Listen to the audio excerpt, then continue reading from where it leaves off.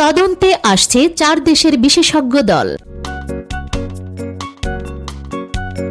DB news থেকে আপনাদের সাথে আছি আমি শারমিন সুলতানা।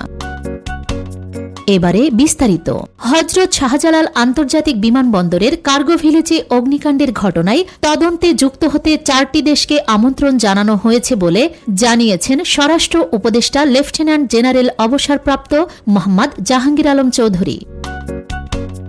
ইংল্যান্ড, অস্ট্রেলিয়া, চীন ও তুরস্কের বিশেষজ্ঞরা ঘটনাস্থল পরিদর্শন করে অগ্নিকাণ্ডের কারণ ও দায় নির্ধারণে সহায়তা করবেন। শনিবার 25 অক্টোবর বেলা 12:15টার দিকে বিমানবন্দরের কার্গো ভিলেজ ও ই গেট পরিদর্শন শেষে সাংবাদিকদের সঙ্গে আলাপকালে এসব তথ্য জানান তিনি।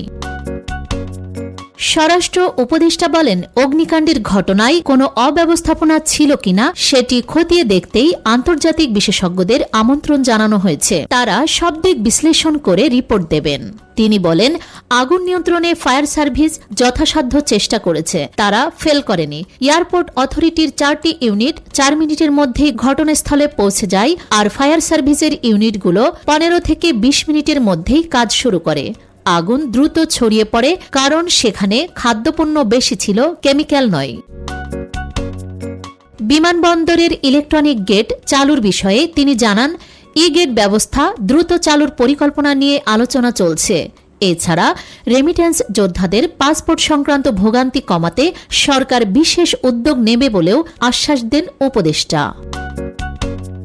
বিমানবন্দরের ফায়ার ইউনিটের সক্ষমতা নিয়ে প্রশ্নের জবাবে তিনি বলেন, যে ফায়ার ইউনিট বিমান পরিচালনার জন্য থাকে সেটি কার্গো ভিলেজেও কাজ করতে পারে, এতে কোনো সমস্যা নেই। যেমন আমরা বাসায় যে পোশাক পরি সেটি পরে আত্মীয়ের বাড়িতেও যাওয়া যায়। এ সময় বাংলাদেশ বেসামরিক বিমান চলাচল কর্তৃপক্ষের বেবিচক chairman air vice marshal Mohammad Mostafa Mahmud Siddique সহ অন্যান্য ঊর্ধ্বতন কর্মকর্তারা উপস্থিত ছিলেন।